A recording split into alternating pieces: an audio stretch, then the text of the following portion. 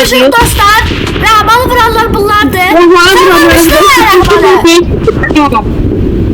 Bu vurub Rəhmanı. Şıp. Əminliklə bildik ki, bu vurub Rəhmanı. Düz 31 nəfər Rəhmanın üstünə çıxıblar. Rəhman tanıdıblar da yani. Dəsənli Lamborghini bizə bilirik. Gördüğünüz kimi Lamborghini vardı bu.